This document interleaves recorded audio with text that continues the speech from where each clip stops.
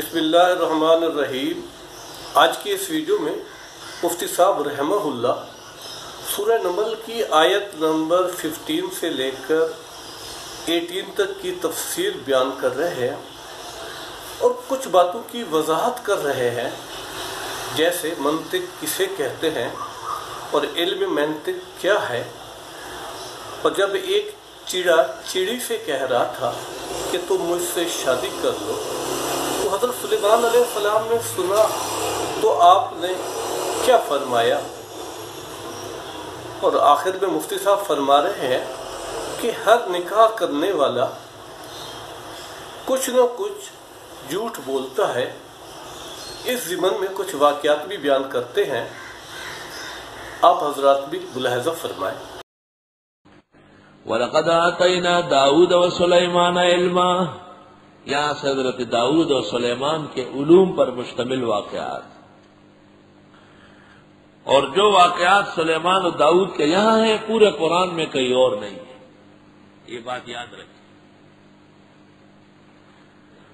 داؤد والد ہے اور پیغمبر اور بادشاہ ہے، اور سلیمان بیٹا ہے اور وہ بھی پیغمبر اور بادشاہ ہے، باپ سے بڑھ کر بادشاہ ہے۔ وقالا، دونوں نے کہا، یاد کرو جب ہم نے دی تھی حضرت داؤد و سلیمان کو علم دیا تھا۔ وقالا، دونوں نے کہا، الحمدللہ الذی فضلنا، شکر الحمدللہ اس اللہ کے لیے جس نے فضیلت دی ہم کو، علی کثیر من عبادہ المؤمنین، بہت سارے مسلمان بندوں پر۔ اللہ کا شکر کرنا چاہیے کہ اللہ تعالیٰ نے ہمیں بہت سارے مسلمانوں پر آرام و راحت اور دین کی زندگی نصیب فرمائی۔ وورث سلیمان داؤد، اور وارث ہوئے سلیمان داؤد علیہ السلام کے نبوت کے، بادشاہت تو تابع تھی۔ دنیا کی چیزوں میں پیغمبر کا وارث نہیں ہوتا۔ نحن معاشر الانبیاء لا نرث ولا نورث وما ترکنا صدقہ۔ وقال یا ایھا الناس، اور حضرت سلیمان نے کہا، اے لوگو، علمنا منطق الطیر، ہمیں سکھائی گئی ہے بولی پرندوں کی۔ پرندے باتیں کرتے تھے، سلیمان سمجھتے تھے۔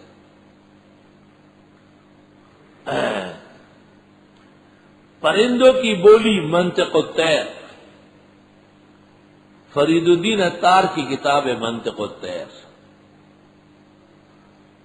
اور منطق کے معنی ہے کنورسیشن، مکالمہ، خبریں اترے، نطق سے۔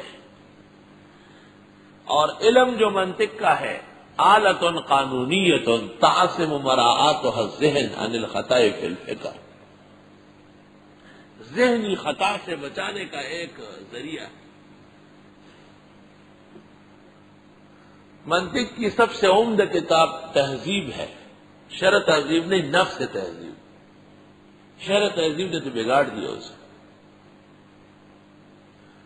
اور علم کی کتاب جس پر آدمی فخر کر لے وہ بدیع المیزان ہے اور غلام یحییٰ ہے۔ بدیع المیزان سے کوئی مسئلہ بچا نہیں۔ بدیع المیزان سمجھنے والا منطق کی ہر کتاب حل کر سکتا ہے۔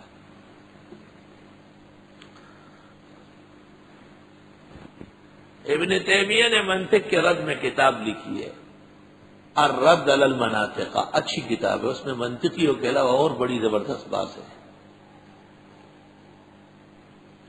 اسے دیکھ کر مولانا انور شاہ نے کہا ہے کہ حافظ ابن حجر اور حافظ ابن تیمیہ منطق کے ماہر نہیں تھے۔ الناس اعداء لما جہلوا، جب پرندوں کی منطق پر پیغمبر فخر کرتے ہیں تو فارابی اور ابن سینا کی منطق پر تمہیں فخر کیوں نہیں؟ طالب علم نااہل و نالائق ہو گئے، اس لیے منطق سے بیزار ہے، قوت احتجاج ختم ہو گئی۔ اے لوگوں، ہمیں سکھائی گئی ہے پرندوں کی بولی، اور علماء نے بڑی زبردست بولی نقل کی ہے۔ ایک پرندے نے آپ کو کہا کہ اے سلیمان پیغمبر، یہ کارنامہ نہیں ہے کہ آپ سمجھتے ہیں، آپ تو نبی ہے، بہت ساری چیزیں جانتے ہیں، کمال یہ کہ ہم آپ کی بات سمجھ رہے ہیں۔ حضرت حیران رہ گئے۔ اور وہ چیڑا جو چڑی کو کہتا تھا میرے ساتھ شادی کر، اوپر نیچے ہوتا تھا، بیت المقدس کے سفید مینار میں گھر بنا دوں گا۔ حضرت ہنس پڑے اور فرمایا یہ جھوٹ بول رہا ہے، وہ مینار میں نے بنایا، اس میں سوئی رکھنے کی جگہ نہیں۔ وَكُلُّ نَاكِحٍ كَاذِبٌ، ہر نکاح کرنے والا تھوڑا بہت جھوٹ بولتا ہے، عمر کم بتائے گا، نوکری زیادہ بتائے گا، پیسے بہت بتائے گا، پھر کچھ بھی نہیں ہوگا۔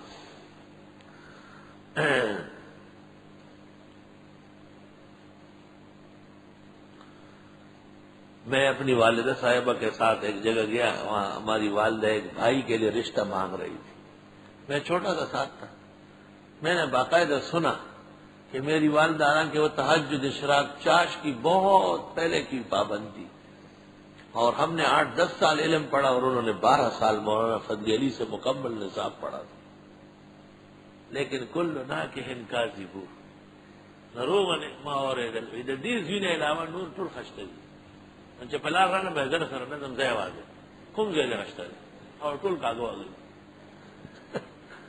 کہنے لگی کہ اس بیٹے کے علاوہ اور بہت خوبصورت، تو میں نے کہا میں ساتھ نہیں چلوں گا، اور کو بلایا ان کو ساتھ لے چلے، کون سا بیٹا خوبصورت ہے؟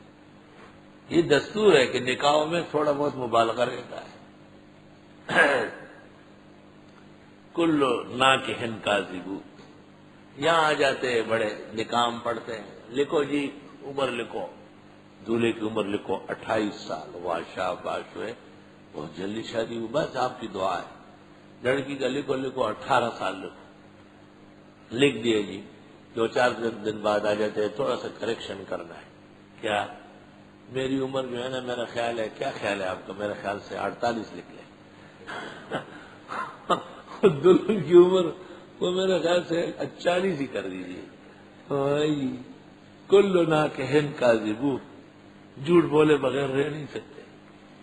یا ایھا الناس، اے لوگوں، علمنا منطق الطیر، ہمیں سکھائی گئی ہے پرندوں کی بولی، وأوتینا من کل شیء، اور ہمیں ہر چیز دی گئی ہے، ان ھذا لہو الفضل المبین، بے شک یہ اللہ کا فضل ہے بالکل واضح۔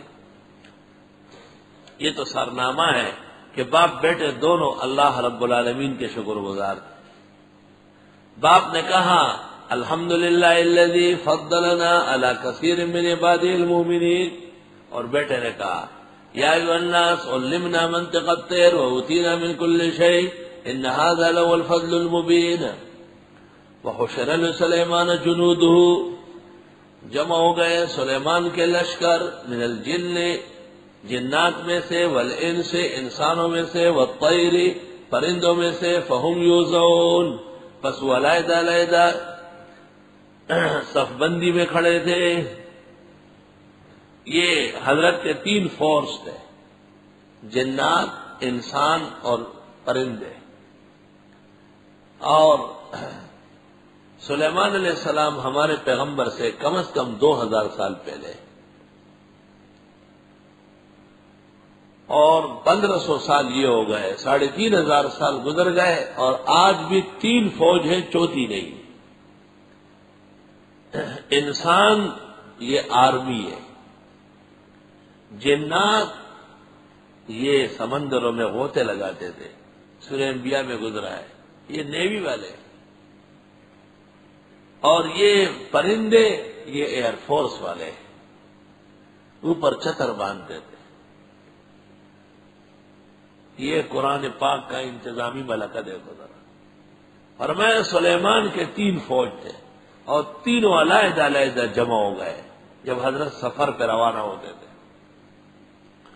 انسان آرمی والے وہ جہاز کو چالو کر لیتے تھے،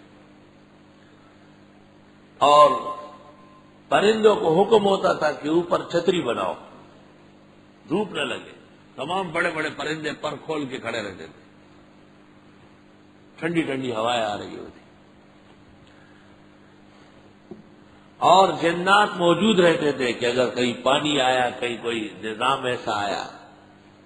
تینوں افواج حضرت کے ساتھ روح المانی میں ہے، 6 لاکھ کرسیاں تخت سلیمان پر بچھتی تھی، پورا تخت اور عملہ وہ ہوا میں اڑ جاتا تھا۔ پہلے انسان اس کو روانہ کر دیتے تھے اور ساتھ ساتھ چلتے تھے، پھر انسان اوپر چڑھ کے بیٹھ جائے، پھر جنات ساتھ چلتے تھے، پھر ایسا موقع آ جاتا کہ جنات بھی رہ جاتے، وہ بھی اوپر بیٹھ جاتے اور ہوا سے زیادہ تیز ہو جاتا تھا۔